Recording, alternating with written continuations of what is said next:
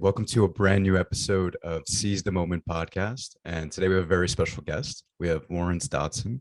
He's a writer, photographer, NFT creator, and collector. He took photos of the late, great Tupac Shakur. And in the time he spent as a journalist, he interviewed Biggie Smalls, the Wu-Tang Clan, 3-6 Mafia, Cash Money, and others.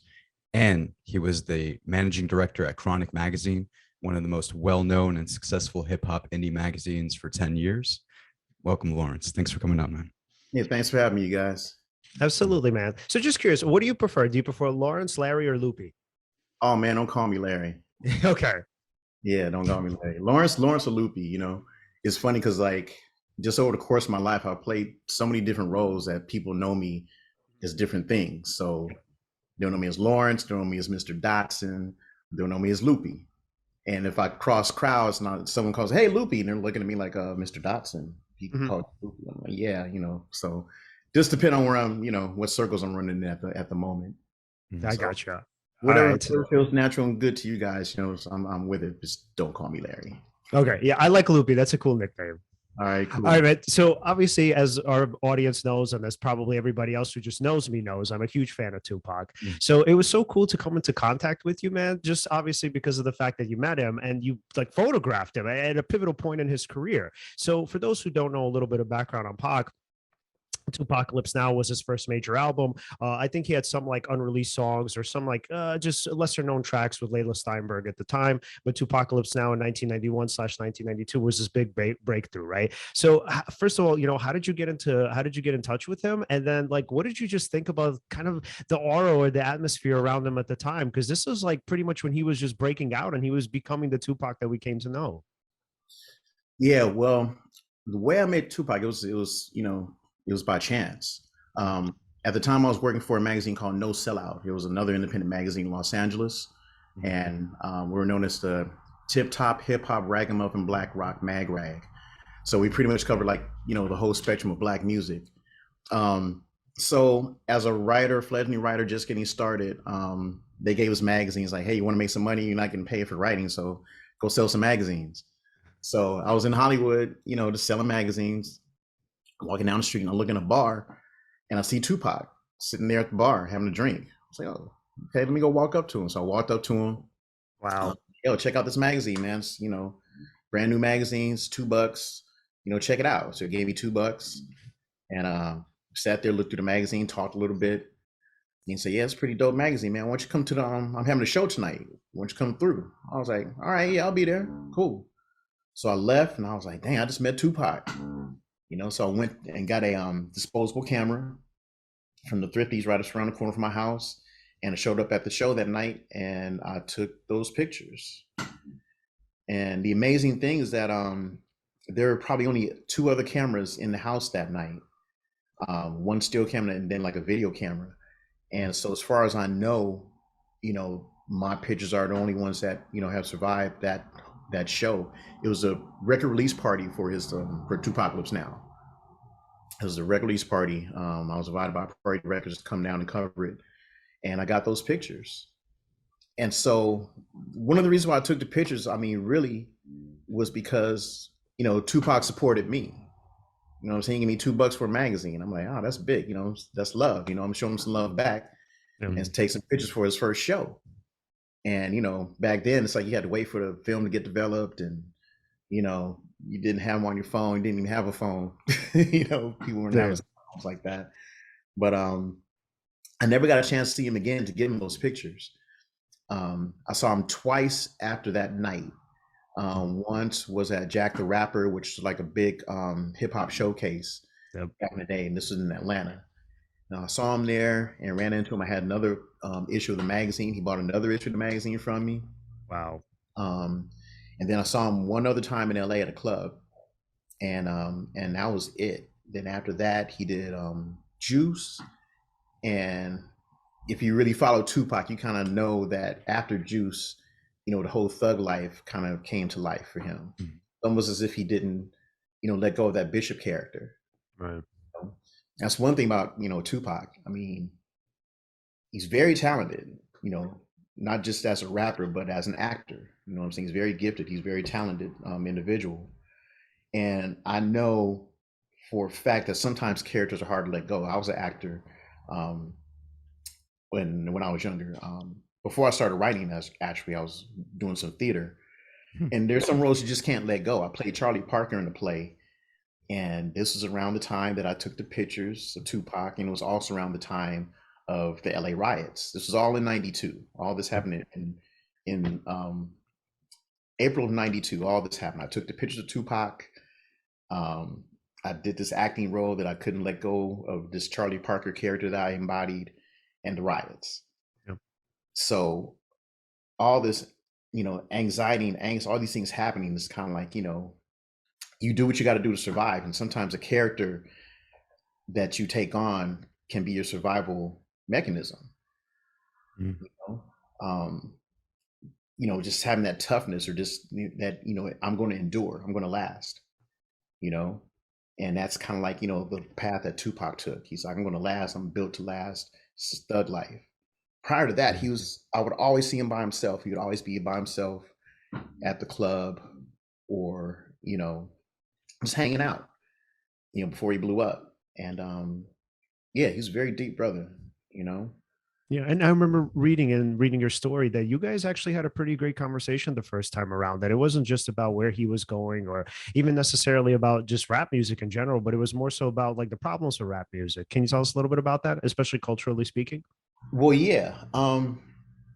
The culture at the time, when hip hop was starting to emerge and started to become more mainstream, it was more like a party atmosphere. You know what I mean? It's like people were kind of like having fun, talking about where they were from, where they were at, what parties they were going to go to.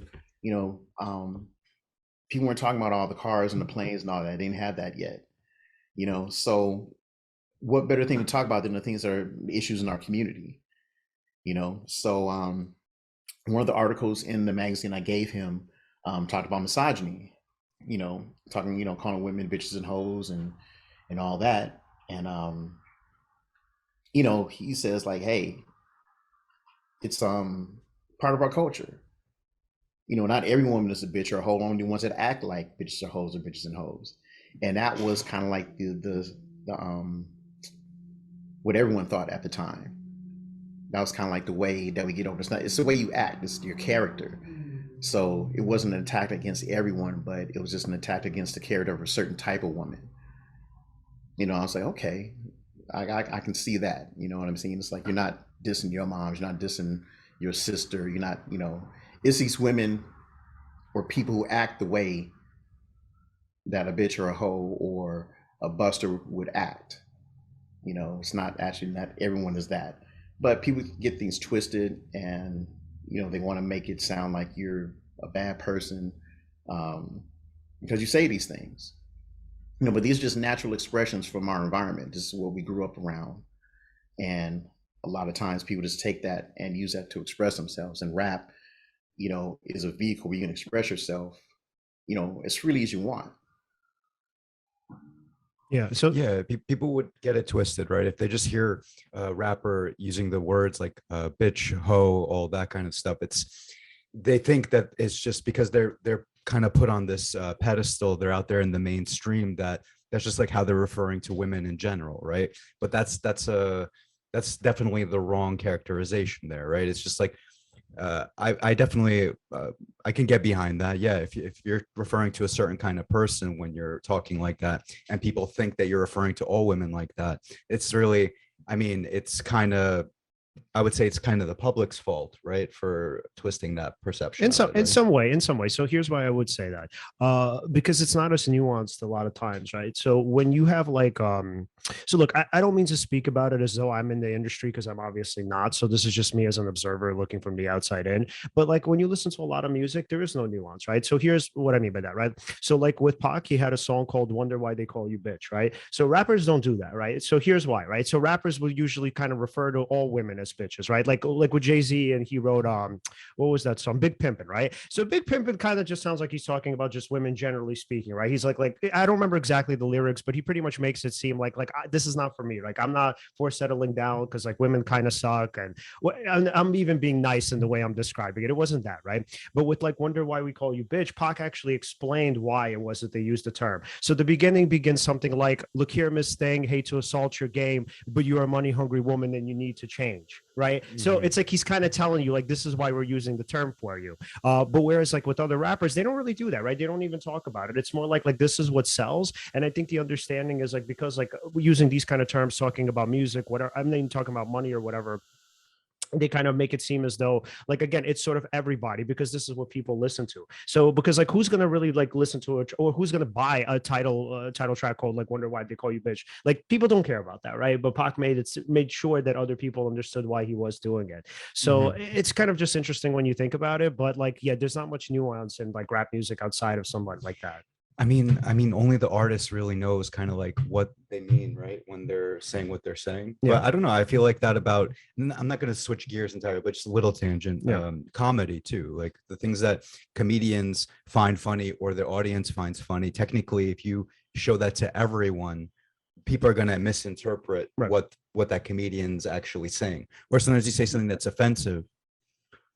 Sorry, what'd you say? Oh, I'm sorry. Yeah, I was just going to say it's all about context. Yeah. You know what I'm saying? It's all about your audience. You know what I mean? The people who know what you're talking about and who really listen to what you're saying, they're going to hear it. And they're going to hear it in the context you're speaking. They're not going to hear the word just automatically be triggered like, oh, that's a bad thing. They're going to judge. You know, people are really trying to pay attention and listen. When you let go of your ego, you know, and you're really listening, like taking yourself out of the equation and trying to hear what this person's trying to communicate, like, oh, okay. You know, it's like I said, looking at it from a different context, from just as an observer, or, you know, just someone who's just a fan of the music. You know, it's like you really get an idea of what this person is talking about. Like I said, you know, how Tupac, he explained why he called women the bitches, and like he described it. You know, he put in all the context. You know, so why would somebody be mad when he explains it and he's just not using it just arbitrarily? Yeah, yeah, and I love that. And I remember there was this really great ESPN documentary a couple of years ago. It was on Mike Tyson and Tupac, like about their friendship, which was really really so super dope. And then so I remember there was I forgot who the journalist was, and she was I think maybe a hip hop reporter, but you know, she was like, yeah, you know, there was like this sort of dichotomy to Pac, because on the one hand he could write something like "Keep Your Head Up," and obviously "Baby Don't Cry," the second part of that, and you know, he could be super pro women, but then on the other hand, like, yeah, he's making songs like "All About You" and even "Wonder Why They Call You Bitch," and he's talking about women in derogatory ways. So it's interesting because a lot of times people see that as a contradiction. And I think the way she described it was, she's like, you know, it's kind of a shame that he didn't live past 25 because we didn't see him kind of merge the extremes. I don't necessarily agree with that. So, and the reason why is just like because of what we're talking about, context is king here. So if we're thinking about like people and who they are and the complexities of all of it, right?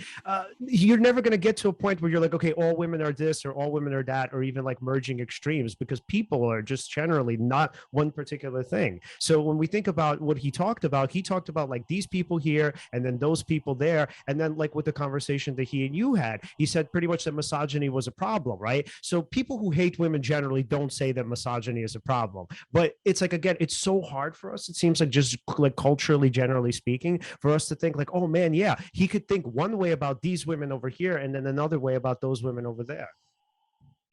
Yeah, the beautiful thing about hip hop, the culture, is that we can talk about these things freely. Like I said, it's all about a matter of context.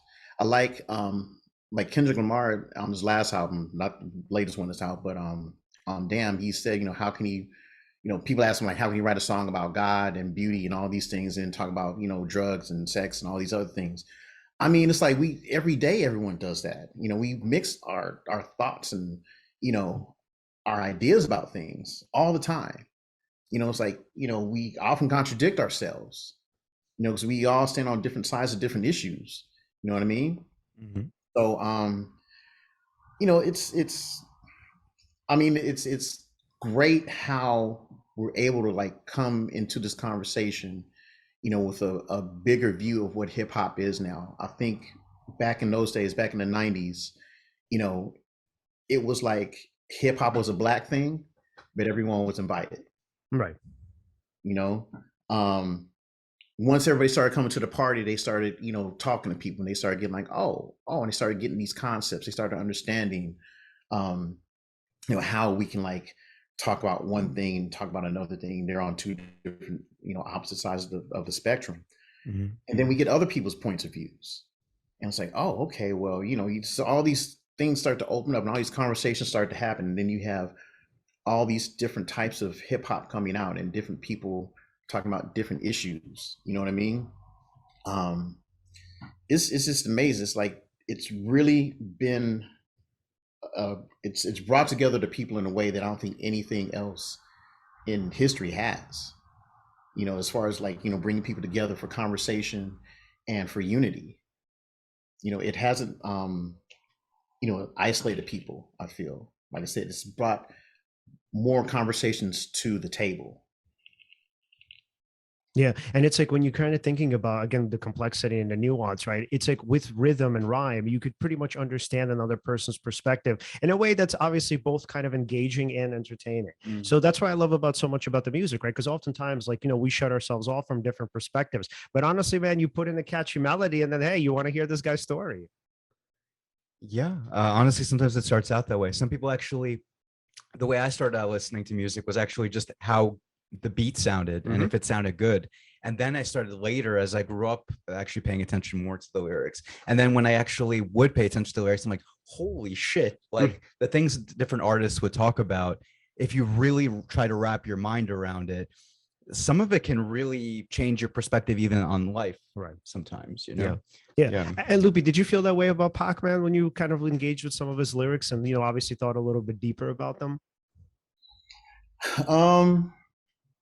Kind of in a way. I mean, it's like I relate. I can't remember which album it was, but I mean, you know, California Love. Okay, for example, I'm native Californian, born and raised in L.A.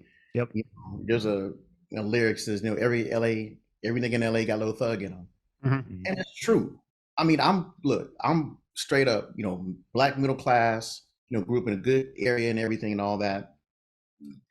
But you know, when you grow up, you know, black in LA, you kind of like see everything. You know what I'm saying? You see the rich side, you see the poor side, because it's such an industry town. It's like everyone wants to be like kind of related to someone who's in the industry. Like, you know, because we're so close to all this stardom and all this stuff, it's like you try to find those places where you can be around it. You know, and Hollywood is the place. You go there and you hang out in the clubs. You might go there and you'll see a celebrity. It's like, oh wow, they're hanging out here just like me. Wow. So it's, you know, it's you know, it's a big melting pot in a way, you know. So you learn some street ways. You learn how different people maneuver in different areas, you know, in different lifestyles. Also grew up at a time where, you know, schools were like integrated, you know. So it's like I didn't just go to school with like, you know, black kids or like, you know, just kids in the hood. I was like integrated and like bust, you know, the schools where it's like, you know, it was white kids and all that stuff. So I kind of grew up with a big, you know, a large group of friends from different backgrounds, you know, different areas and everything. So I feel like I said, all those little parts, they add to the conversation and they, you know, make hip hop and just music and culture in general, you know, more, how can I say it?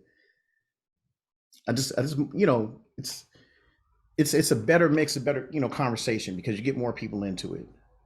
You know, you're not just coming from one perspective. You're not getting the perspective of just, you know, somebody poor who grew up with nothing. You know what I mean? It's like you have people who, you know, did have something and they can still relate to, you know, what somebody who didn't have anything, you know, what they had or what they didn't have, how they grew up. And that's cool because that brings different kinds of people together from different classes, right? I mean, that's the unification aspect of hip hop, right? And that's an amazing thing. There's not a lot of things like that. I mean, sure. I mean, you can say like a good movie could do that, a good, you know, maybe book, maybe, you know, but when it comes to music though, I don't know. Sometimes, especially when it's like let's say a certain genre, right? That creates sort of a bigger like picture in a way, right? I mean, when you right, when you limit it to one particular movie, let's say, right? I mean, that's great. You know, a lot of people saw The Matrix, for instance, and related to The Matrix, and a lot of people could, you know, from different backgrounds could, you know, unify around that. But a genre of music is something that I would say transcends that, right? It's not just one artist. It's not just one album. Right. It's a whole set of artists, whole set of albums, and something that, you know, people can just be into, that's even that kind of is bigger than themselves. Yeah, that's interesting. Yeah. Oh, so and you know, I kind of have a follow-up question for Loupy about that. So when Pac talked to you about misogyny, do you think that that's what he was kind of getting at? That, you know, here was this force that was supposed to bring people together, and in some way, people were using it not maybe for evil, but they were using it kind of the wrong way. That it was sort of misdirected, and that's what he was upset about.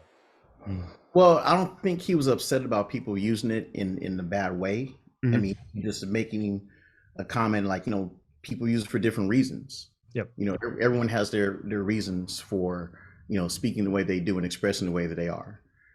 You know, so I don't think he was necessarily putting people down, but he was just saying like, you know, hey, you know, it is a problem because anytime you hate, I mean, that was things like, you know, Tupac wasn't about hating nobody. You know, I'm saying is like when you start to hate, and, you know, you have this anger and you have all these issues, you know, you got to get it out.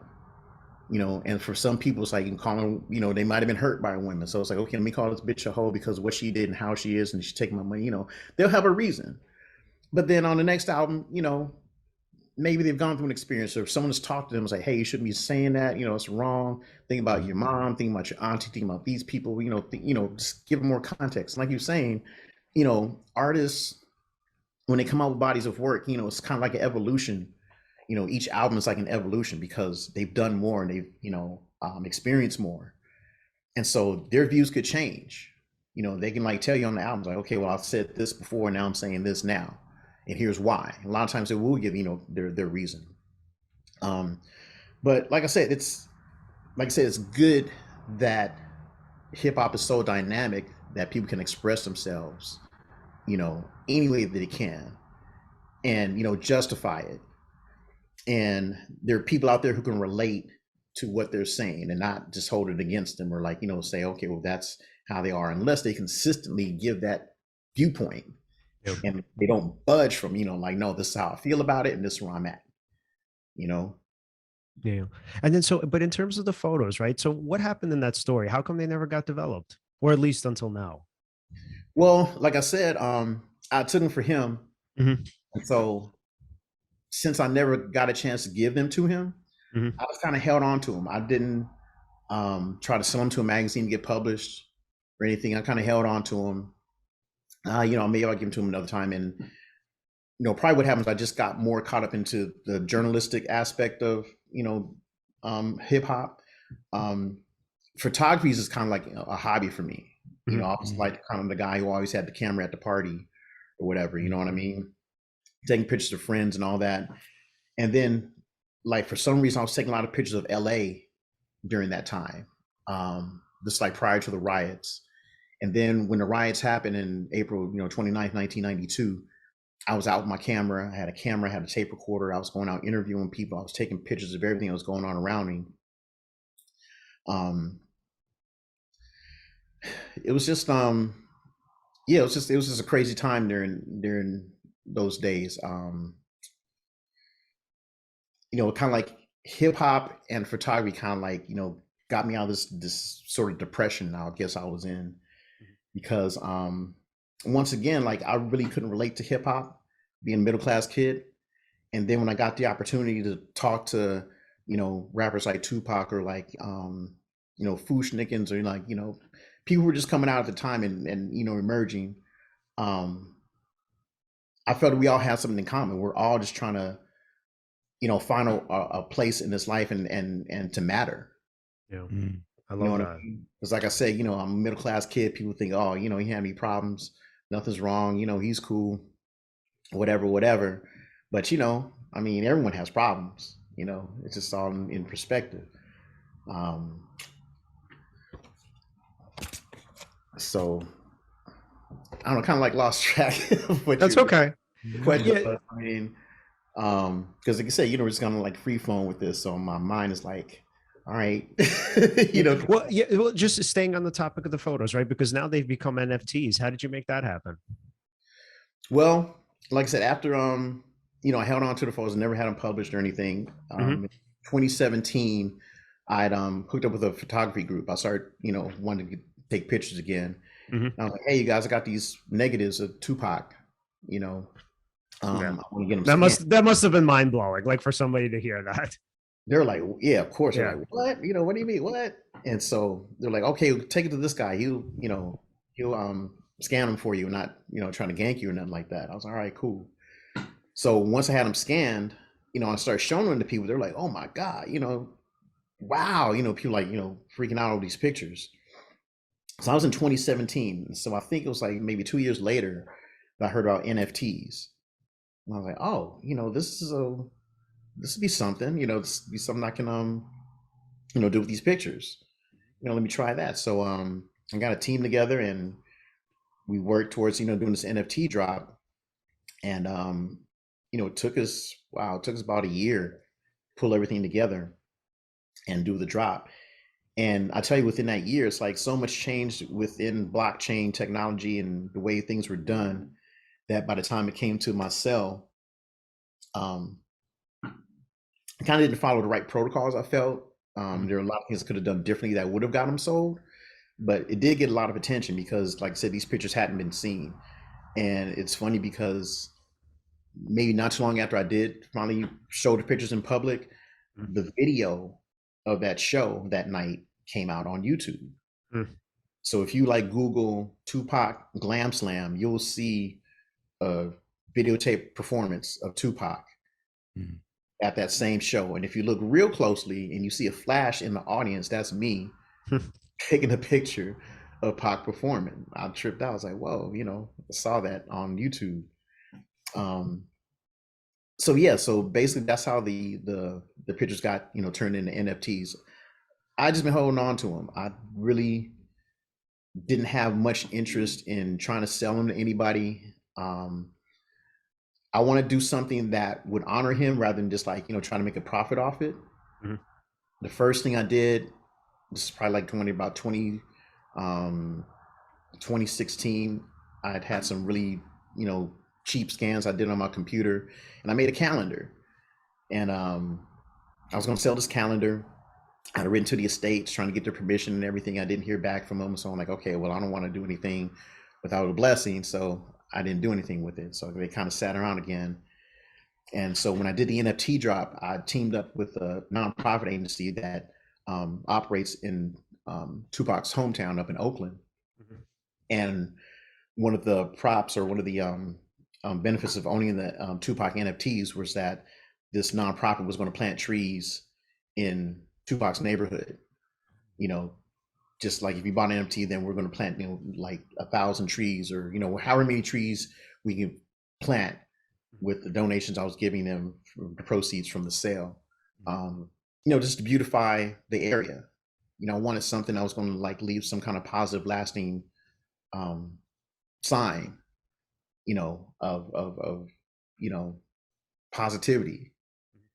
I didn't want to say, okay, here's the sale and I got the money, thanks, goodbye. I want to do something that would honor Tupac, honor his people and his legacy. Oh, wow, man. I love that. So, and then in terms of like the actual photos themselves, I mean, I guess, is there a way now for you to buy the NFTs so I don't know anything about NFTs, just FYI. So how does this work, right? Are they kind of sold out at this point? Are there still available ones? Well, they're not available right now because I'm, kind of rebooting and revamping the what do you call it? Like the use of the NFTs. Mm-hmm. But the thing is now it's like, NFTs, they got to have some kind of utility, some kind of use, not just something to look at, not something to collect and put on a shelf or whatever.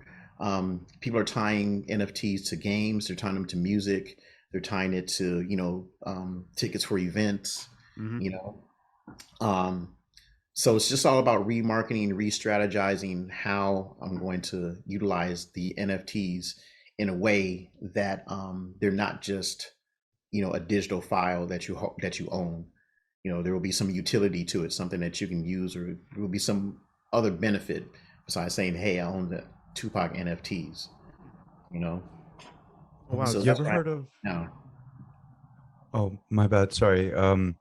Did you ever hear of you guys know Linkin Park, Yeah. that group? Yeah. So Mhm. um there's one of the guys in the band, Mike Shinoda. He's the rapper from there. He ended up creating a new album that actually is basically it's one song, but like I think it's 1,000 different versions of the same song with little different like, and Hmm. they're being sold as like NFT versions of the song. And so let's say the beat is a little bit different, or something's a little bit slowed down of the same song, or maybe one is like a reggae version of the song, another one's more of like a metal version of the song, Hmm. or another one's more hip hop, another one's more classic rock or something like that. And apparently it did really, really well. They sold a lot of that. And then other artists are getting ideas from that too, maybe also creating like NFT albums or different versions of the same song that somebody could own. um, I know that like for NFTs, there's also, depending how you um, like there's a certain like royalties depending what marketplace or however you sell it. You might, every time that it's sold, the original owner of the NFT gets like 5% back. I know about that.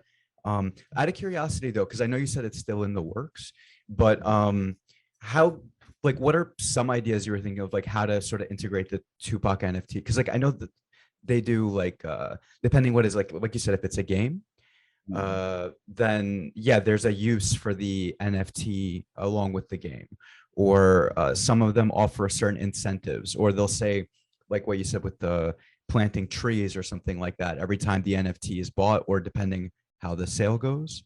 Um, what were like some ideas that maybe you were having with that? Well, after that whole NFT experience, I kind of like took a step back.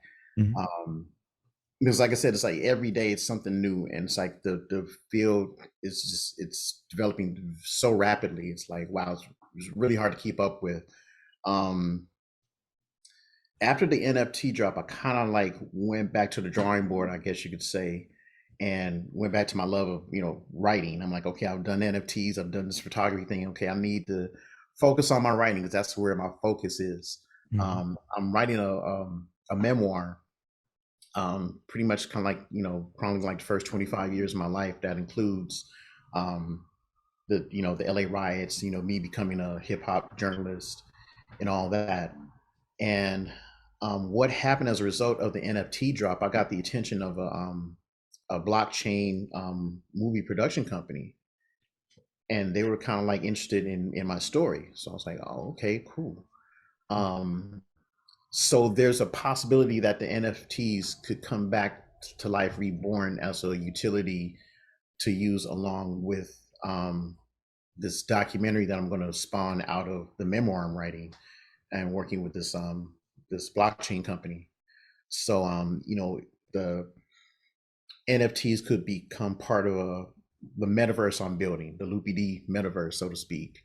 And um, you know, the NFTs could be used as tickets to, see the movie, or, some other aspect of this metaverse that I'm building, revolving around growing up in LA, all the different aspects and, interests I have in theater, music, film, literature, poetry, all these different things. So the NFT experience kind of opened me up more to like the Web3 platform experience. I'm just Right. trying to expand and like, move forward, this new technology. I've always been involved, like, new stuff. I'm like a gadget kind of guy, you know what I mean? It's like Same. there's something new and interesting, like, ooh, I want to know about it, I want to know something about it. Um, Yeah. so fortunately, yeah, this NFT experience is, kind of forced me to get more into the development of Web3 and blockchain, on different avenues and different aspects. So Oh, it's exciting time for me right now, and it's also, like I said, motivating me to be more focused on my writing, even though these other things, the photography, um, video, all these things, are, I love these things and they're passionate. I'm really passionate about my writing. And, it's exciting to be able to come out of that NFT experience and have it, push my writing more, and then into an avenue that I'm not familiar with, but something new. It's something new to learn and something new to exploit. And, I'm excited about that. Yeah. No, it's super cool because also what's cool about we don't know yet. I mean, the Web3 space is still, it's literally it's happening as we speak. It's in development, right? But it'd be cool if one day there's like these sort of virtual spaces, like let's say you have a virtual home or virtual land that you own, and then maybe you have a virtual home, and then in that virtual home, that's where you might hang your pieces of art. Let's say you might have like Tupac NFTs or maybe some other things from hip hop, and you might make that like totally dedicated to that. And that's incredibly cool where that's going. I promise you, like right now we think we have an idea of where it's going to be. Another 5 years from now, I bet you we're going to have like a new version of VR. Like I know Oculus is like the new, I think Facebook is coming out with something called I was just checking this out the other day. It's something called Project Cambria. It's another new headset where it's like it mixes augmented reality with actual reality. So it'll still be like this view that you're seeing in front of like us, but maybe there's like there's like avatars or different information on the screen. Kind of like Pokemon Go. Yeah, exactly. Yep, exactly. Yeah. So it's I was saying, you guys have Oculus? You ever mess around Oculus? He does. Yeah, I have it in the corner here somewhere. Oh, well, you can't see it. It's not on screen. But yeah, no, wow, that's awesome that you grabbed that. Yeah, right over here. So like, I don't know. We would play I was playing this zombie game the other day with my friend. It's really crazy. We're like literally running around and you're turning and there's things on the ceiling shooting them, or Beat Saber. It's so, I mean, it's like, virtual reality. I mean, it is another form of reality if you think about it. Yeah. You know what I mean? Because like, I feel like thoughts are just like tiny little molecules, you know what I'm saying? And once those molecules gather momentum, they become a thing. So, I mean, if virtual reality is something that you can see, if it's made up of like, pixels or whatever these things are, these pictures, I mean, that is a form of reality. So your brain thinks it's real for sure. Like exactly. It interacts with it like it's real. So right. And if you didn't have these headsets on, how would you be able to distinguish the two? Oh my God, imagine one day it gets so good that you can't tell like virtual reality from actual reality. You can have your virtual version do the podcast for you next time. Yeah. So I actually, sorry, just to shift the gears a little bit, because like this is something I didn't know how to get into, but and hopefully you're cool with it. If anything, we could change the subject of anything. I caught when I followed you on Instagram earlier that you actually are. I don't know if you're currently dealing with it or not, but I believe I read something that you have about prostate cancer and like your experience sort of dealing with that. How is that for you, dealing with that? Yeah, so I was diagnosed like last August with prostate cancer. Something that runs my family. My father, he succumbed to it. My grandfather, my mother's side succumbed to it. So I'd always been keeping up with my blood work and everything, trying to keep an eye on all those levels. And then at a time when I was like supposed to have some kind of a biopsy done, I had to work. I was freelance. I was a freelance film worker. So, it's like this feast or famine with that. You get the jobs when you take it. So I missed out on the biopsy, and then COVID hit, and I couldn't go to the hospital, couldn't go to the doctor or anything. So about a year passed before I was able to go back to the doctor, have the diagnosis done. Found out I had the cancer. I had the surgery, had my prostate removed in February, towards the end of February, a little under 3 months ago. And, I've just been like, healing from that. Like I said, once again, it gave me the perspective, like, okay, I need to do what I'm supposed to be doing. You know what I mean? It's like, I can't waste time. I have to push myself and, create these things that I want, to exist. So when I did get the diagnosis, I'm like, okay, if anything bad happens, I'm going to accept it. That's one of my things. Like, I always accept the outcomes. I don't try to be in denial about it. The sooner I grab it and grasp a hold of it, the sooner I'm able to do something, take action. So, it's all about, getting my mindset in a healthy, positive light, and think of all things I can do to help myself.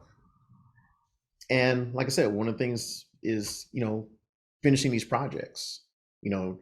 Just because I failed at selling the NFTs doesn't mean that it has to go away. Just because, I fail at something doesn't mean I can't try it again, or try something new, or just remix it. You know what I mean? It's like we just got to keep going and going and going and going. Yeah. Even in the midst of, dealing with the cancer, and like I got COVID, I'm like, oh wow, it's double whammy. You know what I mean? It's like, something's telling me, it's like, hey man, it's like, don't take it for granted. Don't take this time for granted. That kind of thing, it puts, I mean, I wouldn't know, like from my experience, but if I try to think about like what you're feeling and thinking, it puts things in perspective for you, right? Like for example, you were talking about ego earlier, right? A lot of people are, they get distracted by their thoughts, or what they believe about certain things, or like little things that distract them day to day. But when something big happens, something really important, just things with your own health, right? I imagine those things that pull at your attention probably don't as much anymore. I would imagine. Yeah. I mean, you're absolutely right. I mean, one of the things about killing your ego is like, you really accept how unimportant you are. I mean, we're just mere specks in this cosmos. You know what I mean? And that's not to discount and say that you're worthless. They're not the same things. It's that, there's always somebody worse off than you are. You know what I mean? There's someone who would like love to be in my position, to be able to like sit upright and have a conversation, who's not able to do that. You know what I mean? So it humbles me, you know what I mean, to be able to, do something that somebody else can't do, but yet still feel that I'm worthy enough to have, the rewards, or, the accolades, or, just being able to express my views or anything. I think growing up, it's like a lot of times, our self-esteems are bashed by our friends or families or loved ones, and you really have to work on building yourself up and believing in yourself, and trying to be successful, especially as an artist. It's not easy to be creative because people think you're crazy. They think, oh my God, you got these ideas, and whoever thought of that, I wouldn't try that or anything. But it's like, it's the artists and the innovators and creators, who make the world what it is. It's like, for the people who can't do that, they benefit from that creativity. They're entertained. It uplifts spirits. Telling stories motivates people. We're social creatures. It's like we thrive off each other. We can, no man is an island. You can't think that you're so important that you can't deal with somebody else. You know what I mean? Or you can't benefit from somebody else's story. Yeah, man. No, 100%. And there's also people who kind of, just to go back a little bit to what you just said, that sometimes don't believe in the vision or believe in what you're talking about. And it's just because they just have a different version. I mean, essentially we're all the same, right? Ideally speaking, but different people have a different version of reality in their head. One person might be more inclined, more towards logic. Maybe they're into they're more of a math person or something like that. But then you start talking about a creative vision or something, and they don't see the sense in it, or they think that you should sort of have a do something practical, or take the beaten path.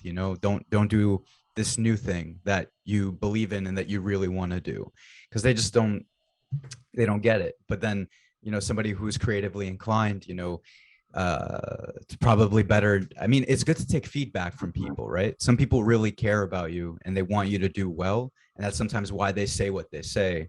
But then those same people sometimes discourage the creatives, right? And so it's like important for that person who is creative to sort of make that sort of distinction, right? When is somebody trying to give me that feedback that's really meant for me, they really care, they're trying to help out, and when is it that they're just kind of being kind of like not a hater, but kind of like, they don't believe in what you're doing, they're kind of keeping you, by giving you this other opinion, they keep you from kind of moving forward. And I don't know, but yeah, sorry, you wanted to. So yeah, Loupy, going back into your kind of legacy, right, and what you've left behind. So I'm curious, right, in terms of your career in journalism, and particularly in hip hop journalism, how did you start out? And kind of, can you tell us a little bit about the hip hop indie magazine scene at the time? Because this is before The Source, right? This is like maybe 3 years after The Source. Okay, yeah. So Like 80, 88, I think it was. Right. So right at that time, right? Because The Source was like Source, and I don't even think Vibe was out at the time, but The Source was pretty much the predominant, if not the only, like magazine at the time. So what was that like for you, kind of getting into the industry and obviously getting to interview groups like Wu-Tang, and then obviously Biggie at the time that he was coming up, and others? Well, yeah, like I said, I started in 91. So Biggie and Wu-Tang, they hadn't come out yet. The indie magazine, industry at that time, like, so it was basically brand new. So you had all these different regions all over the country coming out with their own magazines. You know what I mean? Independent magazines. You had stuff in Seattle. You had stuff you had 4080 up in, the Bay Area. You had all these independent magazines coming out. So you had all kinds of different viewpoints. You started learning about different cultures in different cities. Hip hop wasn't the same in every city. I mean, LA, we had, gangster rap, you know what I'm saying? It's like, you didn't have that in New York, you didn't have that in Seattle, you didn't have that down south. Every region had their own, culture that they were expressing through hip hop. So in LA, at the time, a lot of the stuff that we wrote about No Sellout had to do with a lot of the issues that were going on in the city. Like I said, and you had like Ice-T, 6 in the morning. You had all these different songs about all this, home invasions and, it's like craziness going on. And our magazine was kind of like, well, we need to see some of the positive things too. Some of the Black culture and all that. So our magazine, like I said, we decided to cover more political, socio-economic issues in hip hop and in LA, so like misogyny, just police brutality, these kind of things we were talking about, these things we were discussing, because these were what was relevant to us in LA at the time. The music that was coming out was kind of foretelling and foreseeing the LA riots. It was just like, we had, the murder of a girl named Latasha Harlins. I don't know. Right. Yeah. But yeah, that was not 91, right? That was like around maybe 90, maybe 89. Right. It was probably to 92. Right. And Pac wrote about that. Pac actually had her in a couple of his songs. Yeah, he was devastated by it. And this was a girl he didn't even know. Right. But like I said, it's like just like today with all the names that we're, calling out. It just hasn't changed. It's like we just have more names added to the list of people who were killed unrighteously, in our communities. It just wasn't an issue in hip hop. You know what I'm saying? It just became a nationwide, issue for everyone, for all people of color. We were just some of the first kind of like, hip hop was kind of like the first forewarners of these types of things happening, that we see happening so often now, people being killed, unjustifiably. It just hasn't stopped. So when I got into it, I was introduced to a guy who was writing the magazine, and he's like, hey, you want to write some music reviews? I'm like, yeah, sure. All right, cool. Here's some books, here's some magazines. Here's some books, here's some records, here's some movies. You write reviews, we'll give you some weed. I'm like, okay. It's like, hey, I'm like, fresh out of college, no money, no job. Like, okay, yeah, free weed and music. Yeah, I'm down. But like I said, over time, it's like you start to learn more about the culture, and you talk to people who are in the culture, and you, like I said, you see like, oh, okay, it's the same thing. It's like, it doesn't matter where you come from, it's where you at. What are you dealing with? How are you dealing with all this devastation that's going around? You can have conversations with people who are writing music about these types of things, and it's like, wow, like they grew up around this. They grew up around all this poverty and all this killing and all this thing. But look, they're taking these stories about all this tragedy and making it into something that's good. You know what I'm saying? Something you can listen to and relate to, and ask questions and wonder, like, how can people live this way? Or how can someone live this way and then write a song about it? Mm-hmm. Let alone, so it's like, wow, that just shows you the power that hip hop has. You know what I'm saying? It can turn tragedies into legacies. Yep. Yeah, You know what I mean? and then also communities too, if you think about it. So it's like, behind the history of hip hop, it was sort of a way to cure, maybe not cure, but a way to sort of remedy, in a way, gang violence. So, and it was the same thing with breakdancing. So people, I don't know how much like just people generally know about the history, but it's literally because, people were killing each other at the time, especially with these gang wars, that they decided, okay, we'd rather them battle like rap, and we'd rather them breakdance with each other and battle each other that way than literally kill each other on the streets. Yep. Makes sense. Mm-hmm. Yeah. Yeah. So, and then Loupy, what was it like for you interviewing some of these people at the time, right? I mean, because these were like, they're not even, I mean, I was going to say of the era, but even now, these are some of the biggest hip hop stars, biggest musicians of all time. Yeah. So from 91 to about, I would say 93, No Sellout was on the scene, and then kind of like disappeared. And then another magazine came up. The editor of No Sellout became the publisher of Kronick Magazine. And that came out in 93, the same year that Vibe came out. So that was the same year that, Wu-Tang came out. So one of my first, features, for that magazine Kronick was interviewing the Wu-Tang Clan. So we went to the set of the Triumph video. And that was for their, I guess, the second LP. And we got to interview the whole clan. Like, everyone was there, for the recording of that video. So when somebody wasn't on stage, we'd have somebody off stage interviewing them. So one of the things that Kronick Magazine was known for was smoking out the artists. Okay, so we'd smoke out the artists, and then we always printed the full interview. We didn't make any cuts or interrupted or took chunks of what they said. We printed the whole interview in its entirety. And Kronick Magazine got much love and respect for that in the hip hop community at the time, because a lot of magazines were trying to fluff their stories up. The writers were trying to like build themselves up in their reputations. We had a reputation for making artists feel comfortable, getting them ready for the rest of the day when they had to interview other people who didn't know much about the culture. So they're like, hey, let's interview a Kronick. They're going to get our heads right so that we can like interview all the rest of these fools out here who got all these dumb questions for us. So, anytime they saw Kronick Magazine or they knew we were coming, they were like, oh, yes.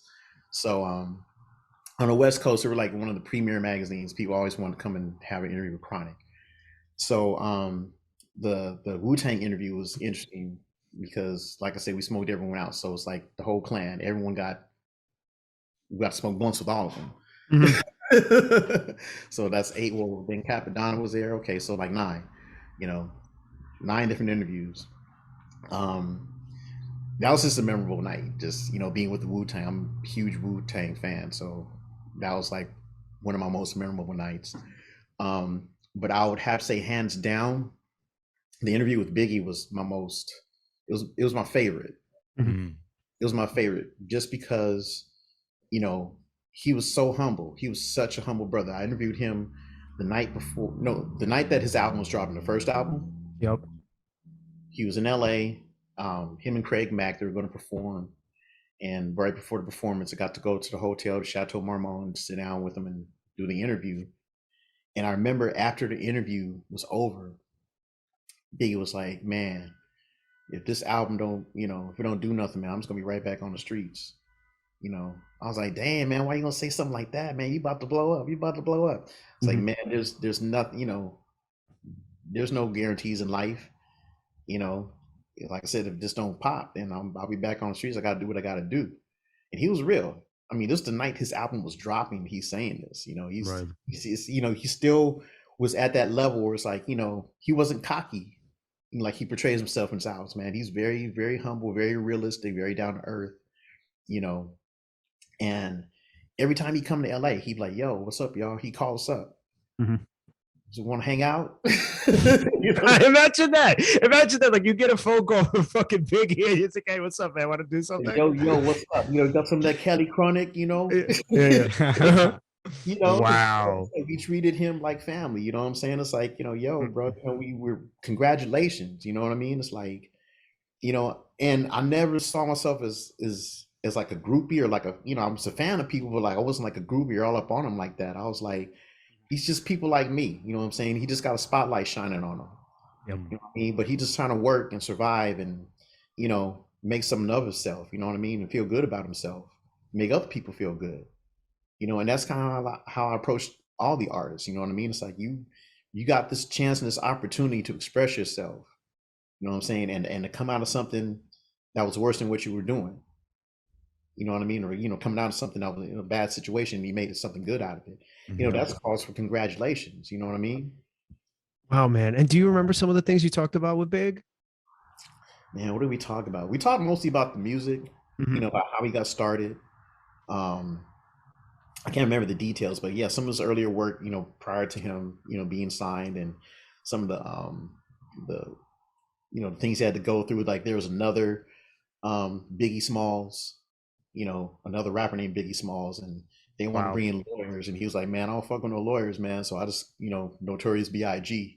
and that, you know what I mean? It's like, you know, you wanted to avoid all the conflicts or whatever. Yeah, I mean, but like I said, I just remember just how cool he was. I remember just how humble he was um, in that interview. You know, I mean, let me see, it was him and Craig Mack, so that's at least two blunts. So yeah, that's not what I remember from that interview.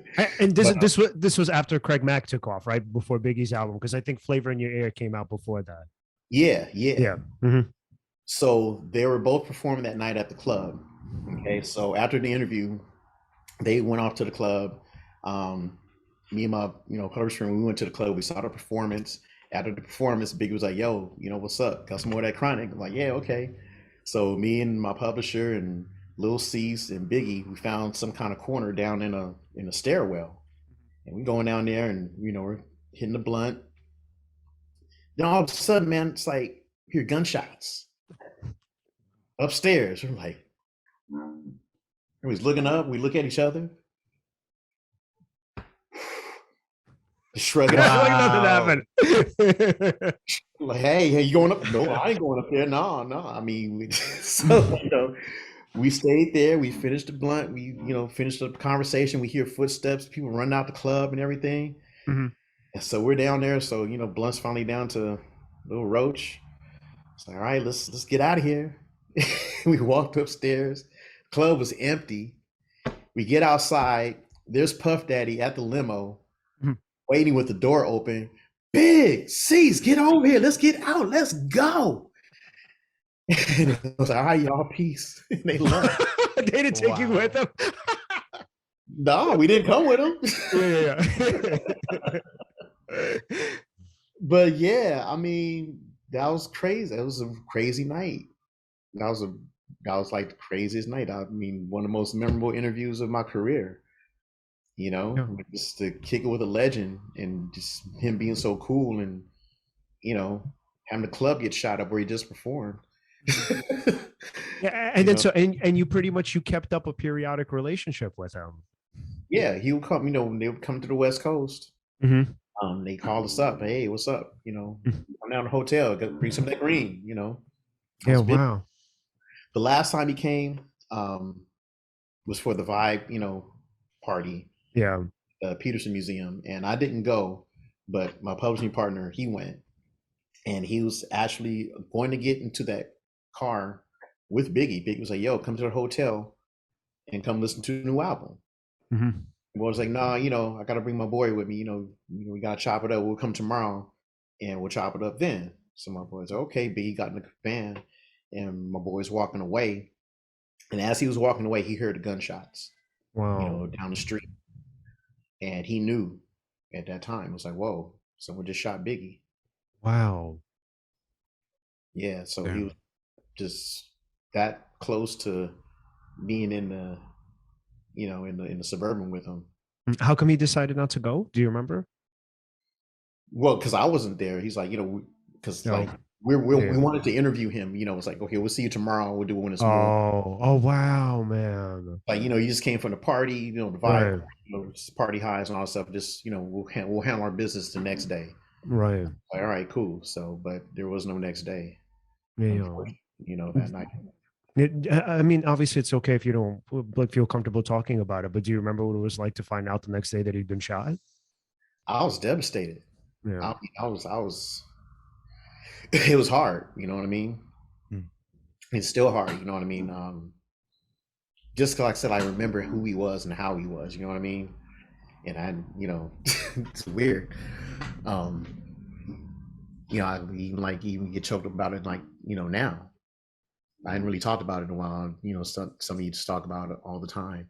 But yeah, I mean, he was a great individual, man. I could see, why people had this natural affinity for him. I mean, Yep. as the character he portrayed in his music, what I'm saying, the way he was able to, rap, it was, you couldn't be nothing but amazed by his skill set. The way he was able to execute his raps, and just being a humble, brother, realistically, it's like to see dichotomy. It's like, wow, man, you're a true artist, Right.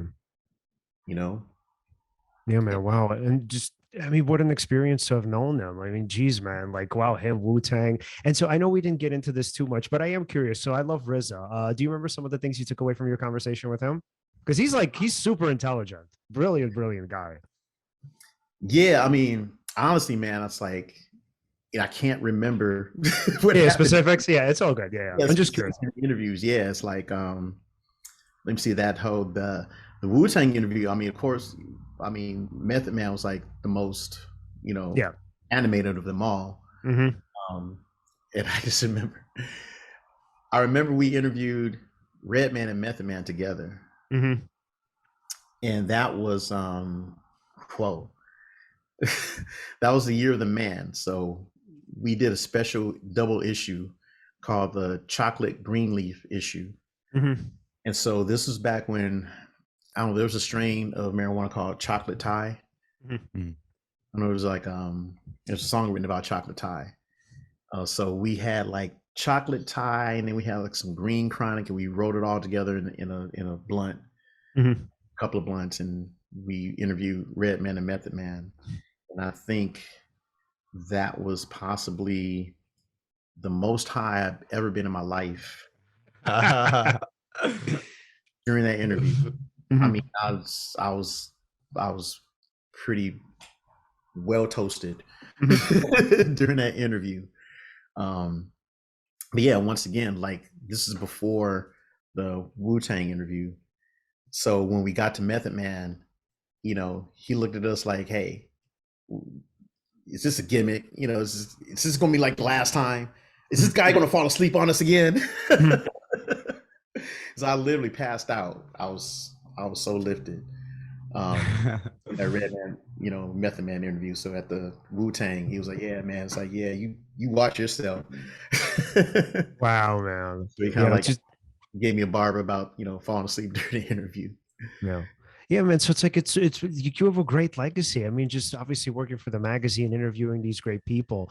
And so before we wrap up, like, so what are sort of in your immediate future plans? What are you working on these days? Like I said, right now I'm working on this documentary, just about, Black kid growing up in LA, post civil rights, coming up and actually being introduced to hip hop, because like I was, I was in 4th grade when Rappers Delight came out. So, that was just like the emergence. That was like my first exposure. Yep. Sitting at the lunch tables, banging on lunch boxes, making up beats with the homies, singing Rapper's Delight, Yeah. And just kind of like how, things in the culture in general kind of like elevated hip hop to the status that it got to be, and, things that it meant in my life. So yeah, working on that. I'm working on some poetry, and yeah, that's about it right now. And raising my sons and taking care of my body. I'm trying to keep it very focused and narrow right about now, because it's weird, man. It's like when people, learn about my background in hip hop, they're kind of surprised, because, I've been in education. I was in the film industry for 15 years. Like I said, I played a lot of different roles and a lot of different people. And I'm always like, trying to reinvent myself and like trying to do something new and exciting to keep, the artistic, vibes and flows going. And, through sickness and health, you know what I mean? It's like, it's not an easy job, and then being a father too. I have two sons. One of them is like special needs, so I have to take care of him. And, it's a struggle, but, my sons are my inspiration. Guys like you who are interested in my story and what I have to say, that's inspiring too. It inspires me to want to keep going. It's like, like I said, I used to be like, who am I to like talk about myself, or who am I to like, promote myself? I'm just a little speck in the cosmos, but then I remember, all the stories I've read about different people, all the people I interviewed, all the people I've run across in my life, they all, we all have stories, and some were very inspiring. And I'm like, well, dang, they came from what they came from, and they are who they are, and they can inspire. I can do the same thing. So right now I'm just trying to live my life, and hopefully put something out there that will inspire somebody. It's like, hey, it might be bad, you might be in some position, or you might think that, you're not worthy, but it's like you are. You're just as worthy as the next guy to tell your story and live your life and tell your truth. Because somebody wants to hear it, somebody has to hear it. Yeah, I love that, man. And we'll definitely be on the lookout for your autobiography and the potential documentary as well. So, Alan, final questions before we wrap up? Oh yeah. If we wanted to follow you, follow your work, where could we find you? All right. Well, all over social media is Loupy D, Loupyd. I got a blog, www.loupyd.com. Yeah, that's where you can find me. And hopefully, I'll be putting out more content, and yeah, just interacting more with people, and like, trying to really find my voice and solidify, what I want to put out there in the world. And that's, that's love and growth, for everybody. Because, when you're stagnant, life ain't too fun. Yeah, absolutely. You gotta be in the mix. You gotta like, you gotta interact. You gotta love people. You know what I mean? I hear you, man. 100%. Loupy, man, thank you so much for coming on. Thank you, man.